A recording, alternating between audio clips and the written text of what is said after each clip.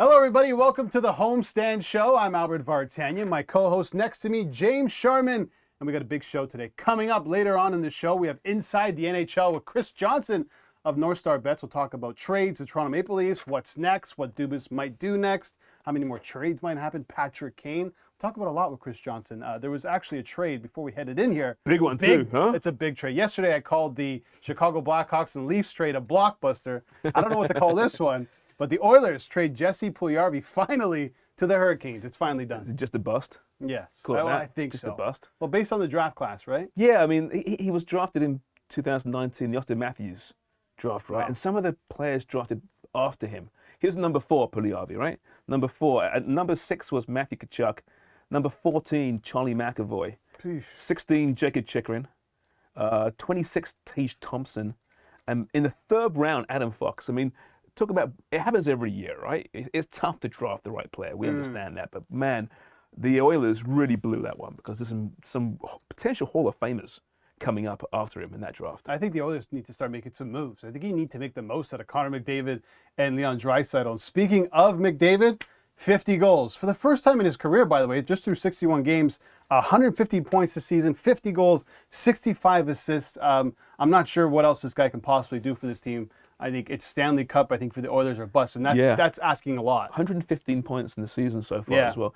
I think for the first time ever, I'm thinking that Gretzky's records aren't insurmountable, right? Not for him. I don't think he'll get them, but it's not impossible, right? Up until now, I thought about, McDavid being an incredible talent, different era of hockey, of course. It was so high scoring back in the 80s.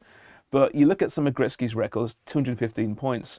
Still, I'm not saying he's going to do it this year, obviously, but you can see a world where McDavid can step it up another gear and start getting closer to those records. Because this guy, I mean, only a year ago we're saying who's better, McDavid or Matthews? Right. And listen, Matthews is brilliant, right? He's world class, but he's no McDavid. No.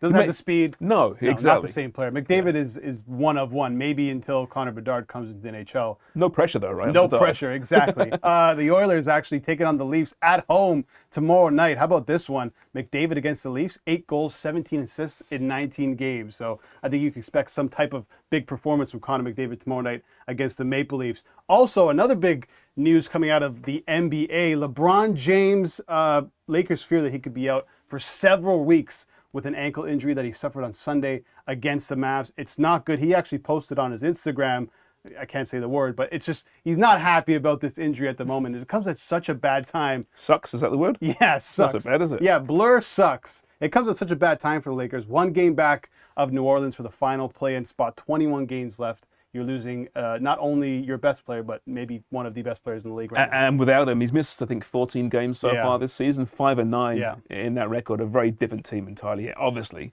But even as, he's 30, what is 38. he now? 30, he's 38 now, right? And he's averaging almost 30 points a game still. Yeah. It's a huge loss. Well, we'll talk to maybe Justin later on and find out, are they done now? Is the race for the playoffs done for the Lakers because of that injury? Yeah, huge. And they're going to reassess him in a couple weeks, but they're expecting that to several weeks. It's going to go past that even more so. Giannis Antetokounmpo, how about that pronunciation, by the way? You know what, say again. Can I get a shout out? Giannis Antetokounmpo. That's pretty good. That's not bad. Yeah, I wouldn't even try it. It could be wrong, but Giannis was on The Daily Show last night, and they had him read a prompter, and he was poking a little bit of fun at Kevin Durant. You keep joining super teams to win an NBA title. How about we work out together sometime so I can teach you how to carry your own team? Oh! You know what I'm saying? Like, I like that one. It was like a little simpler. KD, where's the camera? Where's the camera? KD, you're one of the best scorers to ever play this game. I respect your game. You've led by example for 15 years. So I hate this. You were my favorite player growing up. I hate this. And entertain me. I respect your game. I'm sorry. No. That's great. I love Giannis. You know what, though? He's catching heat for that. Shannon Sharp, I just saw on the Undisputed. Here we go. Yeah, he was saying he didn't have to do that, Giannis.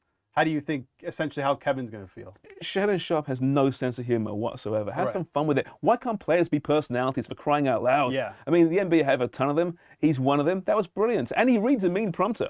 Not bad, Better than most people here. Yeah, for English being, I think, his second language. That's pretty good. right? Yeah, that's true. It's not easy to prompter. Yes, I'm not a good prompter. I've been doing reader. it for years. Yes. It is difficult. You're pretty good. I've You watched sold you it. do your thing.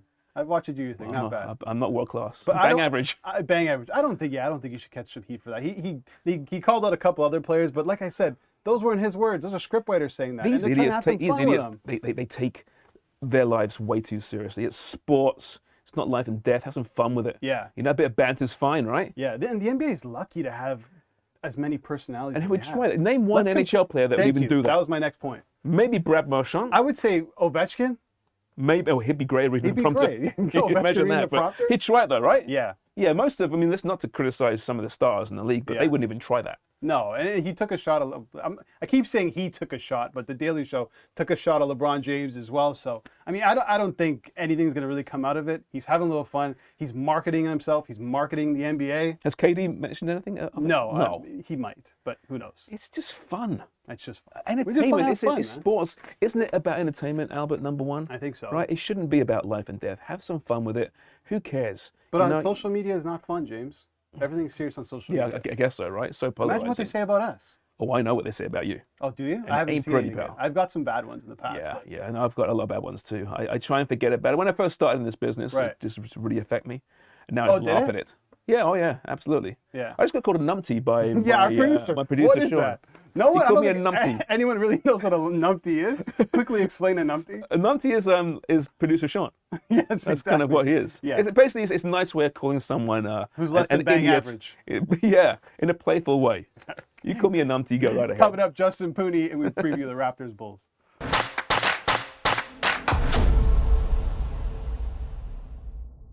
All right, welcome back to the Homestand Show. Joining us now is Justin Pooney. Justin, do you know what a numpty is? A what? Numpty. We were No. just talking about numpties in the first block. What is James a will explain numpty? to the people what a numpty is. It's a fun insult. Yeah.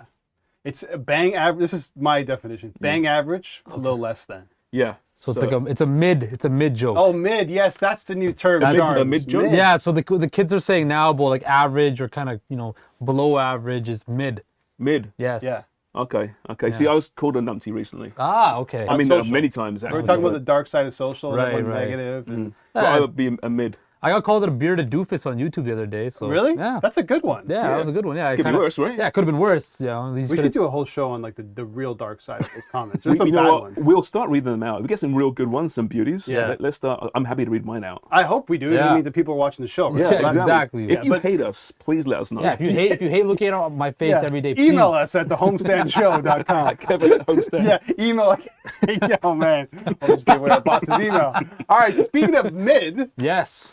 DeMar DeRozan's mid-range Oh, game they're is gonna see pretty the good. Toronto Raptors. No, the Toronto Raptors, they're kind of mid, right? Well, they host the Bulls tonight, and they're favored by 5 points. They've won 7 of their last 9. This is a really important game considering the Bulls are a game and a half back of the Raptors in the play. And the Raptors, I think, want to push for that 6th playoff spot. So these are the games they got to win. Yeah, the next 3 games we talked about the other day, how big they are because they're playing against the Bulls, a team that's behind them, but yeah, a game and a half. And then Washington back-to-back, who's directly behind them in the standing. So this 3-game stretch is going to determine whether the Raptors, can they elevate up to that 6th spot, like you mentioned, or do they stick in that 9 to 10 seeding range? And I'm very interested to see because the Bulls coming out of the All-Star break have played a lot better. They had a very impressive showing against the Brooklyn Nets in their last game. Patrick Beverley is, for everything people want to say about him being annoying, doesn't perform well, he's making an impact with the Chicago Bulls. They're playing better defensively, and they're playing with confidence right now. A team that's playing with confidence is a dangerous team to go up against. Yeah, is it a defining week? Is it too soon to say that? I mean, back-to-back against don't Washington, the Bulls just behind them, obviously, in the standings. I think where the Busy. East standings are, I think every week will be classified as a defining week until the Raptors are officially knocked out of the playoff or play-in situation or they clinch. Every week's going to be fluid because there's big games coming up every week. Then they're going to go on the road and play LA and Denver, which could then be considered a defining road trip or all that other Every stuff. game will have that Every narrative, game right? matters right So now. it's for defining them. until they're defined. Exactly. Yeah, But I think exactly. right now until the end of the season, it's play-in or playoff types Exactly. of games for them anyway. Big news though, Fred VanVleet is expected to return for the first time since the birth of his 3rd child. He's clearly important to this team. Yes. But how important? Because I feel like against the Cavs, he was the missing piece. He was the missing piece, but I also want to push back on that a bit because the Cavs are just a better team. And I don't Right. think maybe they wouldn't have lost by as wide a margin as they lost by, but they still would have lost the game, right? Fred VanVleet is a very important piece for this team. He's the floor general. He's the leader, right? He's the guy who, when the going gets tough, I would put my most amount of trust in because I know he's come up big when it matters the most. Not saying Pascal Siakam hasn't done that, right? Pascal Siakam is the main reason why the Raptors are in the position they're in, but there's that calming influence, I feel like, when Fred VanVleet is around, and it also helps other players as well. OG Anunoby and Gary Trent Jr. also, you see when Fred VanVleet's in the lineup, they play much better basketball, and that's going to be a positive that needs to happen starting tonight once Fred gets back in the lineup. Where does he rank in the hierarchy of all-time Raptors, do you think? Because he's not often mentioned there, right? But, I mean, he's such a great servant. Yeah. He's got the ring. That's the big one. You're right? asking me. I'm a big Fred VanVleet guy. I think Fred definitely is a top 10 Raptor of all time. 10, eh? Top Okay. 10 Raptor of all time. Now, He gets on there just with the ring alone. just the ring alone. And again, look, the Raptors don't have the most illustrious history of great players, but I think like the top 4 is kind of set with, Kyle Lowry, Vince, DeMar, Kawhi. Rank them however you want. After that, it's kind of like it filters down to whether you want, Pascal, Fred, Jose Calderon, Amir Johnson, whatever. It kind of filters out down towards there. But I definitely think Fred VanVleet is a top 10 Raptor of all time just because of what he's done. And Chris Bosh, thank you, producer Sean, for reminding me. I know a lot of Raptor fans want to forget about Chris A lot of Bosh. people dismiss Chris Bosh. Yeah, I don't know why. Yeah, Because he left In the for the he Richards, left. I that's think why. And people expected a lot more from him. He was really good, but he didn't lead the Raptors I to will where they say wanted this. to go. I will say this. Chris Bosh on the all-time Raptor list is higher than Pascal Siakam.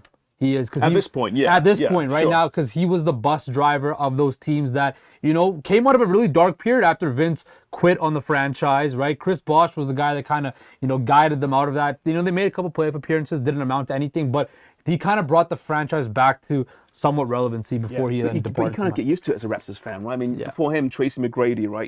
A potential all-star leaves, Exactly. because they weren't a cool destination, right? It happens in Toronto. It does. So far, Fred's been loyal, but it's a big summer coming up, right? There's reports saying that Orlando is going to offer him a big bag of money. Phoenix has been mentioned, because they want to move on from Chris Paul. So he's going to have his suitors. And I think with Fred VanVleet, it's been very obvious after hearing all these reports that he wants to, get that big contract.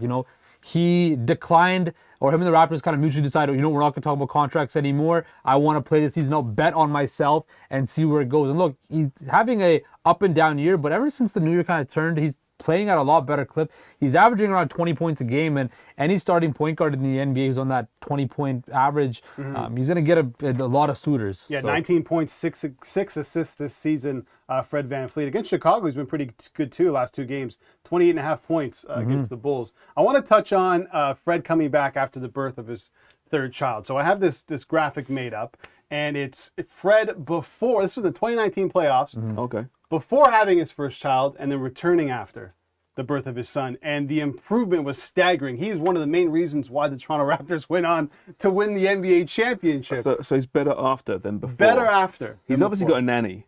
Because as someone that has a daughter, Yeah, that was my next question. Yeah, I was a disaster after she was born, and I still am 12 years later. Your performance declined after. Without doubt, yeah. Oh, I mean, I was exhausted, right? So obviously, Fred's getting his sleep. He's getting help there. Yes. Because, I stepped into the breach for my wife when I had to, Nice. and I'm still paying for it. Is it difficult? Yeah. I mean, you're the only one here with the kids. I know. It's difficult. Sleepless nights. I mean, obviously you're not playing professional basketball. Completely not But worthwhile. you're in front of a camera, right? No, I'm joking. Of course, I'm not it's doing worthwhile. My poor daughter's watching this, and probably one tear coming down her cheek. No, you're going to have a rude awakening when you get home tonight. Yeah, I think it's Sean. I think it's a really good point to make. I think people forget. I mean, okay, this guy obviously he's an athlete. He's in peak form, peak conditioning, all that stuff. But you still have to deal with real life and sleepless nights and taking care of your Sleep's kid. everything for an athlete, And then going too. to practice and then interviews and then the game. That has to take a lot out of you. But also, it could be another thing where it just kind of puts things into perspective, because I think as athletes, they put a lot of pressure on themselves, and having something to escape the game and all those thoughts going home to kids, that can there's so much probably going on that you forget about basketball. You just go out there and play. Yeah, and it turns because eventually sports lets you forget about your kid. Yes. It's a distraction. Exactly. Again, I'm sorry. You got to find those Sorry, I'm not distractions when being you're a serious. father. Can I mention quickly here about DeMar? You mentioned DeMar. Yeah, They're obviously good. playing tonight, Yeah. right, Yeah. for the Bulls. Am I being over the top here? Am I being cruel here when I say to all those Raptors fans out there going to the game tonight, wearing their DeMar jerseys. Are you Just stop it. Don't no. do it. Really? Even though he's a franchise It icon. doesn't matter. He plays for the enemy right now. Yes. So you're not a fan of You can rocking still the jersey see- of the former No, player. I don't at all. Yeah. It's one thing to celebrate the athlete. Yeah, thanks to Mar, we love you. And one day when you retire, come back and we'll give you a round of applause. But right now, you play for the enemy in a really big game, right? You cannot wear the DeMar shirt. Producer Sean's got something to say here, by the here we way. go. So Sean, jump in there. Sean's Do probably you got agree DeMar with me or not? DeRozan's shirt on right now. No, I mean, I am wearing my Arkells Raptor shirt, but no, I was just going to say, James, I get where you're coming from, but is it okay to wear a DeRozan jersey on another night or just not tonight? Or do you pack it away for good? That's That's what I wanted to figure Yeah, out. that's a so good would I. point. It's gone until he retires. The way I see it is, look, if he wanted out and forced out, then yeah, forget it. Like the people that wore Vince jerseys after he wanted out, no. But DeMar got traded, right? And I think jerseys are expensive. No, you can't buy. Listen, For Kawhi. yeah, I think it's fine. You can wear a player's jersey that was important to the franchise. He was very important to the Yes. franchise. But what I don't like is that how many people wanted him out when he was here. They couldn't wait for DeMar to leave. Yeah. And now they love him again. Because he was a symbol of the failed playoff runs. It wasn't his fault. He was a symbol right. of LeBronto, right? When you think about LeBronto, you think Right. about DeMar DeRozan. But that's LeBron. People blame, I don't know, people blame the DeRozan and all the Raptors players on that team. You're facing LeBron James. This is what happened. You're talking to the biggest LeBron fan here. know, I you're- get it, but he's the, Quickly on LeBron James, Yes. he's going to be out several weeks with injury. Lakers forget about the playoffs. it's gone to smoke. You think so? It's done? Not even playing? It's over. It's over. It's over. You needed LeBron James to, put up 30 points a game, and now he's gone know. for at least 2 weeks, probably more. How long is Anthony Davis going to be in the lineup for? Yeah. Right? And with LeBron out, the Lakers are done. They're done. What about what you've seen from Westbrook so far with the Clippers? I mean, hindsight being 2020, the Lakers make a bad decision? I mean, he didn't play in the fourth quarter against Denver, and I think the whole thing with Westbrook and the toxicity in that locker room, it was better off for him just to be gone, right? It was better off to go to a different situation, get out of that locker room, and that's no fault to Russell Westbrook. It's just the whole situation, the dynamic with the Los Angeles Lakers, for the last decade pretty much has been bad. Yeah, it has, right? right. They've been one of the worst franchises in the NBA, and this is a historic brand, right? And they just haven't got it right. And quite frankly, I don't see a very bright future for the Lakers because they have no more picks, and without a superstar, what are they going to do, right? So they're done. Yeah, imagine being those Lakers fans. Now you get to go to games without LeBron James. I mean, you're talking about like load management and all this stuff, but the fact that you're going to be missing a key player, it's horrible. Yeah, for potentially months as well, right? Right. So what about next year for the Lakers? Can they rebuild this quickly? Depends if they can get Kyrie Irving. If they get Kyrie Irving in the summertime, then I think yeah. that's on? It depends on what happens with Dallas.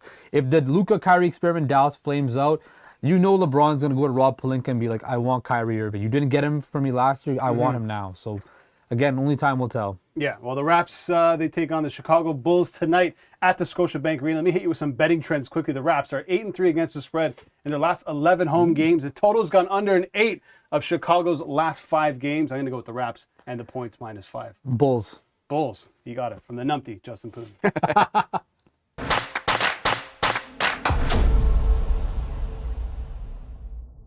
All right, it's the Homestand Show. I'm Albert Vartanian, my co-host James Sharman. job. Joining us now, Rob Conway of Bet99. How you doing, buddy? I'm doing well. Thanks for having me. Getting ready for this big card, UFC 285. Jon Jones, after a 3-year layoff, he's finally going to fight in the heavyweight division, this time against Cyril Gane. And it's expecting, according to multiple sources, people making up numbers, that this is going to be one of the biggest pay-per-view buys of Jon Jones's career. Sure. I know you'll be tuning in, Yeah. but is this a fight where people need to tune in? Yes, absolutely. This is one of the greatest fighters of all time, making a return, moving up in weight class, trying to be a champion in 2 weight classes against a very elite, mobile heavyweight. It's going to be a fantastic fight, I will expect.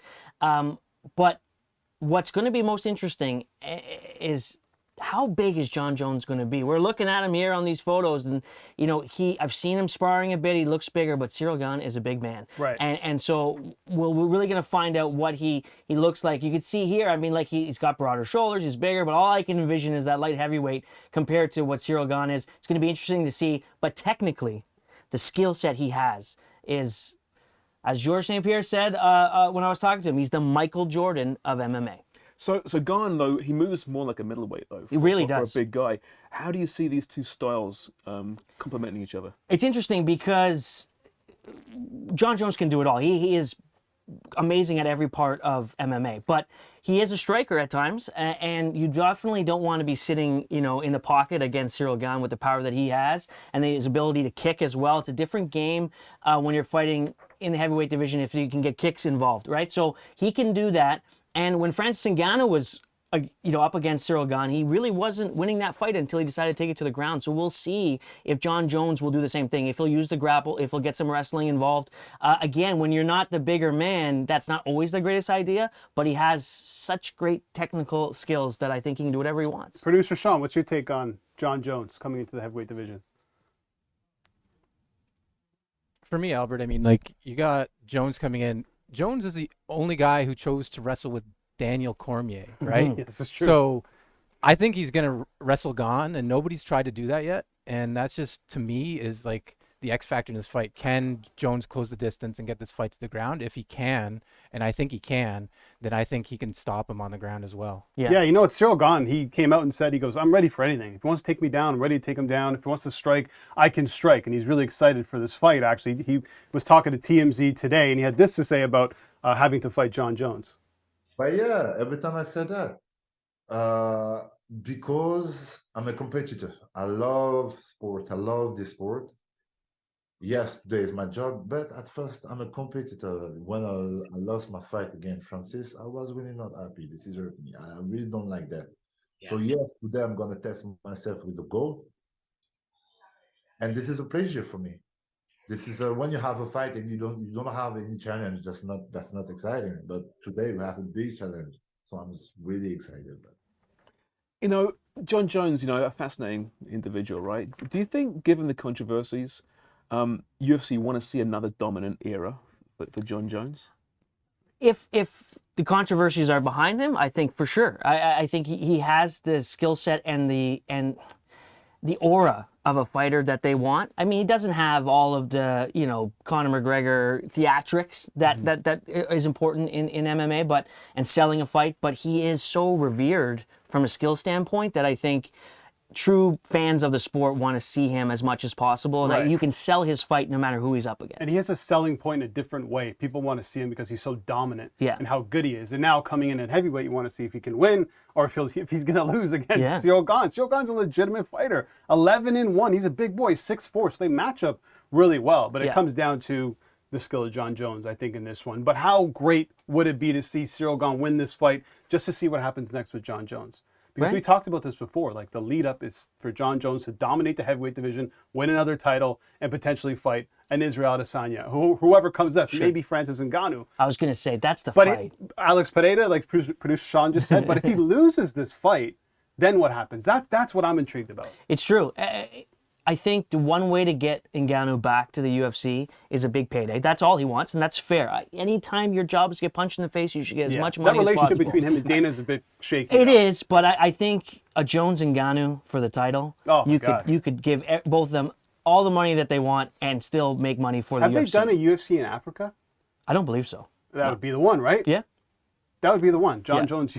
Johannesburg or somewhere? Oh, my goodness. Where's Francis from? Oh, my goodness. Is that He's Paris? French, yeah. He's French. He was born in Africa. His last fight was in Paris, I believe, right? Yeah, anyway, that'd be a massive fight. So tons of action on this card, including, how about Valentina Shevchenko taking on Alex Grasso? You want to talk about one of the most dominant UFC fighters, male or female, over the past, I want to say maybe 3 or 4 years? Valentina Shevchenko is one of them. Certainly in the flyweight division, when, you look back at where she's been defeated twice to Nunez, both of the times going up in a weight class compared to this. In this weight class, she is the best. And she is dominant over a lot of other wrestlers. And when you're talking about, from a betting standpoint, she'd be minus 1,500, minus 2,000 favorites in these fights. And granted, she's had a test now, but I've seen some of the most dominant performances I've ever seen. When she was up, I believe, against Andrade, and she had a crucifix going. It was like she's got her one arm between her legs. She's just on top of her, just beating her punches. Yeah. And I was like, this is like schoolyard bullying practically. Like, we need to get the principal in here to break this up because it was unfair. Yeah. So it's always nice to see someone come along and give her a challenge. Hopefully we will here with Grasso, but she's unreal. Well, Minus 670. 670, yeah. Against Santos, her last fight, she was really tested, though. Yeah. So you don't believe there's a decline happening here? I don't think it's a decline. We've seen it with so many good fighters when they're so dominant. Eventually, you're just not ready to go. We saw Amanda Nunes lose to Juliana Pena. It looked like she didn't want to even be in the octagon. Is that because she's afraid of Pena? No, she came back and was able to handle that situation. Just some nights you're not there, especially when you're not being challenged at the highest level. And if you're in a one-on-one fight in a cage, you can't have a night off. Yeah, that's basically what happened with Jon Jones in the light heavyweight division, except he was winning. Yeah. But he was like, I wasn't looking at footage. I wasn't training as hard as I probably should have. And he wasn't scared. He said fear factor was gone. And once you lose that, it's hard to be right? It's hard to be competitive in a cage. You're going to fight somebody else, right? you Producer can't- Sean, what do you got? Yeah. So once you're the champion too, you got everybody gunning for you, right? So when you have everybody gunning for you, they train to fight you. So like they see like maybe a small weakness in your game, and that's what maybe like they saw in Shevchenko, and maybe that's what Grasso's going to try to do, repeat what her last opponent did as well. No, right? man. If Shevchenko wasn't minus 670, I'd lay some serious cash on him. That's just stupid. Yeah. I don't have the bankroll for that. Anyway, it's going to be a big-time card at UFC 285, March 4th. 1 minute left. Arnold Palmer Invitational, one of the toughest non-majors. Yes. What do you like about this tournament? Everybody's there. It's going to be fantastic this weekend. You know, it's one of the tournaments, Arnie Palmer, Jack Nicklaus, Tigers, Genesis. Everyone's going to be there. John Rahm, Rory McIlroy, Scotty Scheffler, battling for world number 1 on a golf course that what I love about golf, you can play that golf course if you want. You got to pay a lot of money and you got to stay at the resort, but you can play it. So it's just cool if you get an opportunity to play. You know, I can go skate, I guess, at Scotiabank Arena, but not with any other NHLers on there. It's not quite the same. Yeah. This is, you can go play from the tips if you want and see what they really do out there. So it's a lot of fun. It's a great golf course. It's a great event. Yeah, Bay Hill is considered the hardest non-major course. Just 10 players broke par last year, and a couple years before that when Terrell Hatton won, only 4 players broke par. Weather is supposed to be a huge factor with heavy winds expected. Who do you like to win this thing? Rory's won it there before. I think he'd probably be my favorite. He's the type of player where, you know, you see John Rahm get the world number 1, Scotty Scheffler before. He wants that back. I think it's his tournament to win. He's had a rough couple of outings, though, hasn't he? He has. He won overseas, I believe in Abu Dhabi, and you know, I think he'll want to put a stamp in North America, and this is an opportunity for him to do it. Yeah, I got a few. I like Matthew Fitzpatrick, plus 3,600. Will Zalatoris, open at plus 3,600. He's not at plus 2,000. Once so much money starts coming in on one of the favorites, I tend to pass, but I do like him. And I got a crazy bomb here. Tom Hoagie, plus 12,000 to win this thing. T14 at the Genesis. He's playing relatively well recently. I mean, a bomb is a bomb. What are you going to do? But that's it. Thank you, Rob Conway, for coming in. Coming up, Chris Johnston of North Star Bets to break down the Leafs trade and everything else going on in the NHL.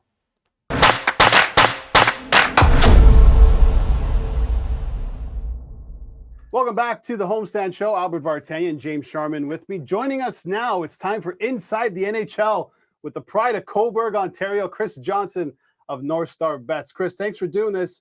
The Leafs making some noise yesterday, bringing in Jake McCabe and Sam Lafferty from the Chicago Blackhawks. What did you make of the move? Well, I think it's one that's been in the works for a while. You know, not necessarily surprised that the Leafs are trying to find players that aren't just rentals at this deadline. I mean, those were the kind of guys that they got in Ryan O'Reilly and Noel Acciari previously. But, you know, Kyle Dubas has wanted to try to save his assets to get players that will spend multiple years in Toronto, and that's what he managed to do with both McCabe and Lafferty. I think the real win for the Leafs in this deal is the fact that Chicago ate 50% of McCabe's deal, because it turns him into a $2 million defenseman for the next 2 years. And so, you know, we know that the cap is always something the Leafs have to be especially mindful of, like a lot of contending teams. And they've got pretty good defensemen now signed at a nice rate for a couple seasons. So that's why they had to give up a first and second round pick in the deal. CJ, Dubas says that he's not done yet, that if he can improve the team, he'll still do that, obviously. Looking at the current setup in the forwards, O'Reilly, if he plays on the third line at some point, which is more than likely, then once again, there's a big hole on the left wing on the second line. Is it possible to address that given the cap situation right now and the assets available to Dubas before the deadline? I would say anything's possible at this point. I mean, we've seen some pretty high prices paid so far, James, in some of the moves that have happened in recent weeks. But it does seem to be maybe shifting a little more towards a buyer's market.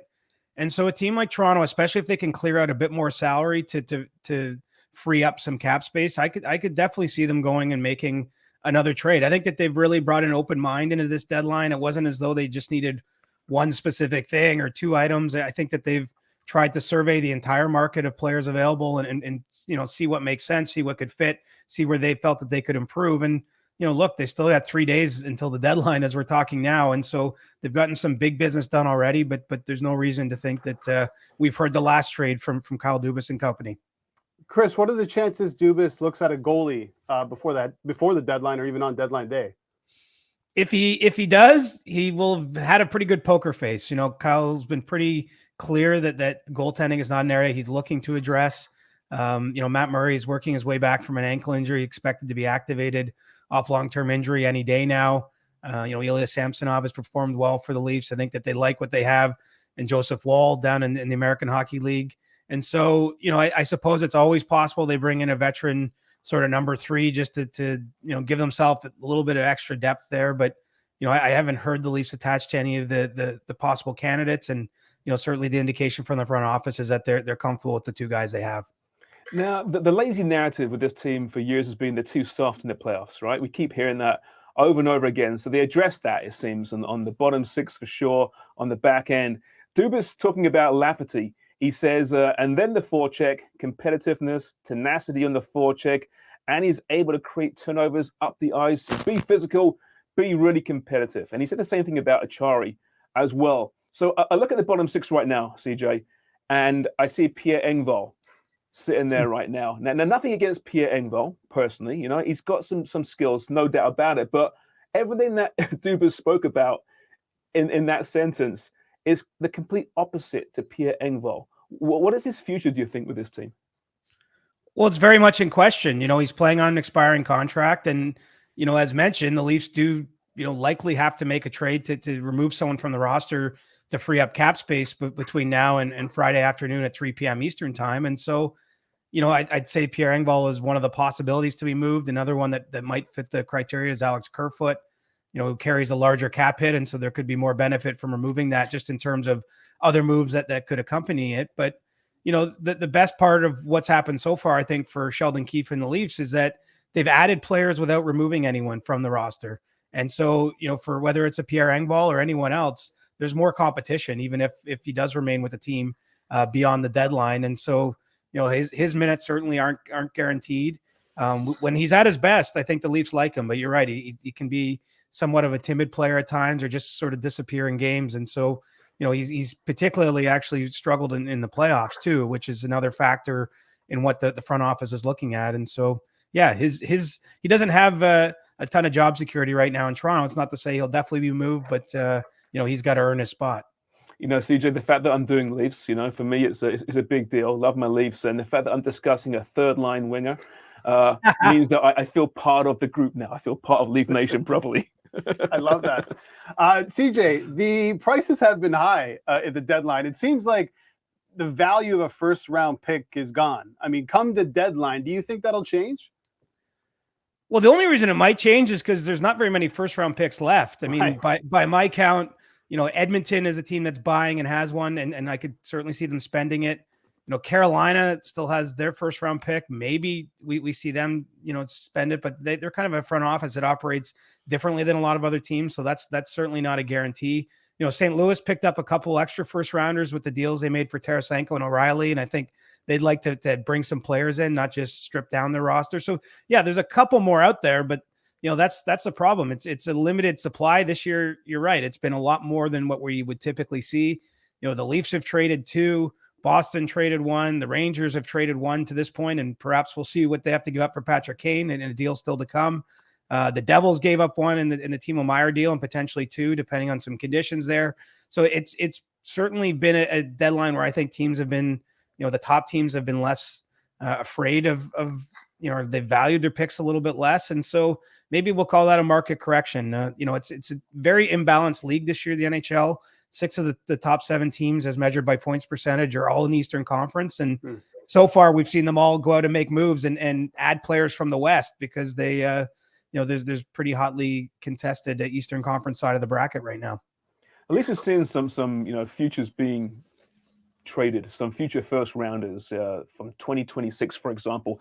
Right. In the past, we haven't seen that so much. There's been very little creativity from GMs in the NHL compared to, say, the NBA, where we're seeing all these really creative methods to find ways to get players on their team. Now, I know they're shackled by the CBA to a certain degree, but do you see the future of the NHL being a bit more fun this time of year, finding ways to get deals done as opposed to the typical way? Well, that's been a story for me of what we've seen in the last 3 weeks. I think it has been fun. We've seen a number of impactful players move, which isn't always the case. It's not all just 6th and 7th defensemen going for late round draft picks, which, is some deadline periods, if we're being honest, that's a lot of what we get. And, I think that probably the story for me of this deadline period has been, we knew that no one has cap space. I mean, the NHL's hard cap league, and it's only gone up by $1 million the last couple seasons because of the pandemic. So essentially everything has been frozen, and we've seen almost no trade activity during the season until the calendar flipped to February. Well, lo and behold, all these top teams with serious cap related, constrictions have found a way around it. The Leafs have added 4 players and have been at the ceiling all year long. Even, Tampa found a way to make a move. Boston, which was near the top of the salary cap, still found a way to make a move. And so, yeah, the GMs have been creative, I think, certainly far more than we're accustomed to seeing. I hope we see more of it. I'm certainly a proponent that I'd like to see a little bit more risk taken from NHL front offices. I think we have to remember this is an entertainment sport. We have to remember that fans like to see and discuss, player movement. I think it's good all around for the game. And so, yeah, I hope we see more of it. And of course, we're going to get a rising salary cap at some point, whether it's next year or 2 years down the road. And that's going to help, I think, free up things for more transactions too. CJ, just back on the Leafs quickly. Matthew Knies, have you heard any noise in terms of what they expect to do with him once the college season is over? Well, I'd be surprised if we didn't see him signing his entry-level contract when the college season is done. Now, he plays at the University of Minnesota, one of the top teams in the NCAA. And so they could potentially play almost right till the end of March, depending on how they fare in the playoffs. And by the time Matthew Knies can sign his entry-level deal, there may only be a handful of games left in the NHL's regular season. But, given that there was serious, discussion last year when his year ended in the NCAA between the Leafs and his camp about bringing him in then, I'd be surprised if he opted to return to Minnesota for another season. And so, at that point in time, the ELC can be hammered out pretty quickly. It's, it's pretty clear. It's not a lot of haggling, I guess, done over those type of contracts. And then, I think we'll see him play NHL games in this regular season. And depending on how he plays, how he looks, how he fits, he might even be playing for the Leafs in the playoffs. That's dependent too on what else they do between now and the deadline. But I think any moves the Leafs make between now and Friday at 3 p.m. Eastern will be done with keeping in mind that they have to keep space to sign Matthew Knies. We saw Puljujärvi get traded just a few hours ago now. Obviously not a huge name. There are some big names, though, on most trade boards right now. Patrick Kane being the biggest one. Is it going to happen tomorrow? I think you reported Wednesday being one of the days that by that point the cap situation is very favorable for the Rangers. Is that going to happen? Yeah, it's a matter of time, and we don't have the precise timing nailed down right now. But what I can say is that if the trade happens after 5 p.m. Eastern time on Tuesday, that still counts as Wednesday for cap purposes. The league, does business that day. So perhaps it's Tuesday night, perhaps it's Wednesday night. I mean, here's what I know. The deadline is Friday afternoon, and I would be surprised, very surprised, if Patrick Kane wasn't a member of the New York Rangers by that point in time. It sounds as though everything's basically been lined up. We've received no formal indication that he's waived his no movement clause, but based on the amount of cap maneuvering the Rangers have done in the last 4 days, waiving players, sending out Vitaly Kravtsov, essentially for nothing, just to get him off the roster so they could accrue more space. They dressed 2 players in a game on Sunday night that they didn't play at all. They just sat them on the bench. The Rangers are clearly acting as though that this will be done. And my understanding too is that they have a third-party team lined up that will take an extra 25% of Kane's deal. And so there's been a lot of number crunching that needed to be done for this to work. And now it's a couple days later, and we just wait for essentially everything to be signed off on. But I haven't heard any reason to believe that deal isn't going to happen. And the Minnesota Wild, one of the teams that seem to be taking on a lot of salary, the third player in a lot of these deals. Obviously, a lot of movement in the East, all the powers in the East. But in the West, it seems like everyone's kind of standing still. Do you expect any movement from them? Well, I look at Edmonton in particular as a team that has to make some kind of move here. they've really aggressively been scouting and looking at the defensive market. They went well down the road on Monday in trade talks with Arizona on Jacob Chychrun. They've checked in on Matthias Ekholm in Nashville. I think they've had their tabs on Joel Edmondson in Montreal for much of the season, but it sounds like those talks have been fresh. Even Colton Parayko of the St. Louis Blues, who's an Alberta boy, has been at least, on the radar for the Edmonton Oilers. So I think when all is said and done, that's a team that I look at to make a big move. Some others maybe that haven't received as much attention, the Los Angeles Kings, having a great year. I think that they'd like to add to their blue line, perhaps even another goaltender, because if they have had one Achilles heel this year is just too many pucks going in the net. The Colorado Avalanche, the defending Cup champs, were aggressive at last year's deadline. As a result, they don't maybe have as many picks and things to deal as they would like, but they certainly have a lot of cap space with a couple injured players on long-term injured reserve. So I think Chris McFarland, their general manager, will be, a little bit more active in the days ahead than he has been. And, I still wonder about Winnipeg. The Jets made a deal last weekend to get Nino Niederreiter from Nashville, but they've got a lot of cap space. They've had an interesting season. I know they've been skidding a little bit of late. I think that Kevin Cheveldayoff probably has another card up his sleeve to play too. And so, maybe the East will dominate the headlines in the first part of this deadline, but the West will come on a little stronger, closer to the final, minutes and hours. CJO, very quickly here, switching gears. Outside of Ryan Reynolds and Rob McElhaney, the biggest celebrity fan of Wrexham FC in Wales is, of course, yourself, Chris Johnston. Thank you. How many shirts do you own, and when are you getting the tattoo? No tattoos for me, man. But I'm not even ashamed to admit I watched the documentary and kind of got it in my blood, and it was cool to see them play a couple games that I could get, easily here over the traditional television, watching Wrexham. And so my dad and I have both been following them and text about the games on the weekends and that. So yeah, it's been fun. When you grow up here, I didn't have an attachment to any sort of, soccer team in Europe. And that's always been an impediment for me. To kind of maybe getting more engaged with the sport. So I'm starting way low down, and I'll still be here when we get to the Premiership in 10 years' time. I love that. We get to the Premier League. Yeah, I love it. He's right in. Now, Wrexham's supposed to play a preseason friendly against Manchester United and Chelsea, Chris, so maybe you can make out to that in the summer. I'd love that. I'd love to go see the ground too. So, new bucket list items for me as well. I love that. Thank you, Chris, so much for doing this. It's Chris Johnston of North Star Bets.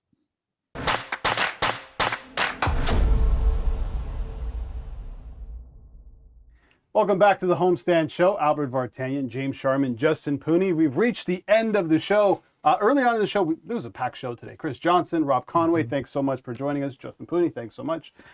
We were playing that Giannis clip from The Daily Show where he was poking fun at Kevin Durant, LeBron James. Not his words. And Nikola Jokic, the Burger King joke. And he apologized to all of them. Everything was scripted for him. He's catching some heat. Now, how do you feel about it? First of all, I didn't think it was that funny. I thought it's like very forced humor. I think Giannis is actually a really funny individual. You see him on like Instagram and stuff like that. I think he comes across really genuine. The one thing I love about Giannis is he always respects the people that come before him. He called LeBron James the blueprint, said Kevin Durant was one of his favorite players, and I find that people are, especially NBA circles, are so sensitive. They're so sensitive. Like the smallest thing just turns them the wrong way, and they try to like turn it in a way that, dude, it's lighthearted. It's supposed to be fun. It's sports. At the end of the day, sports is supposed to be fun. It's supposed to do with a smile on your face. Well, it's sports, right? I mean, there's so much self-importance in sport, right? And they're so concerned about the perception and their personal brands. Shut up again. I said it twice now today. Shut up. I'm not actually in a bad mood. I'm in a good mood today. Yeah. You're in a great mood today. But certain things just tweak me a little bit, right? Just enjoy life and don't take things too seriously, right? A bit of good old-fashioned back and forth. There's nothing wrong with that, right? It's called banter. Yeah. Exactly. Right? And there's a line that can be drawn. Sure, I get that, but that wasn't bad at all. And it's pretty clear what's happening. It wasn't his thoughts. It was written for him. And I think he probably knew that was coming up, right? He would probably say, no, I don't want to do that, if he really thought it was a bad thing to do, which it wasn't. It's not. You could tell like he like was doing it in a respectful way. Respectful banter, it was right? funny. It's comedy. It's Yeah. exactly. Right. Well, though, that being said, when Albert called you a numpty earlier, you Yeah. were deeply offended by that. I did Do not you know want me what to numpty apologize? meant. Do you want me to No, apologize? it's I'm okay. sorry for calling you numpty. It's It's fine. James' fault. He told I me. was to gonna I apologize for I telling was gonna have a Albert to tell nice you you're cry numpty. after the show and just kind of. How do you think this guy feels? He gets called a numpty online. Yeah. I And still far can't- worse than that. I still cannot imagine somebody calling you a numpty. Like somebody calling me, I'll be like, "Are you like okay? Like what's going on here?" Depends on, Like, yeah, you a can't great really word. take too much Listen, offense. the in that. Brits, for all our many imperfections, we have slurs and bad words down packed. Yeah. Right. If you want to offend You someone, say it better than anyone else. Yeah. It just sounds like you numpty. Yeah, because if I said you know what, it doesn't. Yeah. It comes across very vulgar and mean. You But can if I do, call yeah. you- yeah. This is playful. it's done in a numpty. smart way, or a sophisticated way. Yeah, Yeah, this is a very sophisticated show. Yes. And we're Isn't at the it? end of the show. Thanks so much for watching. We'll be back tomorrow.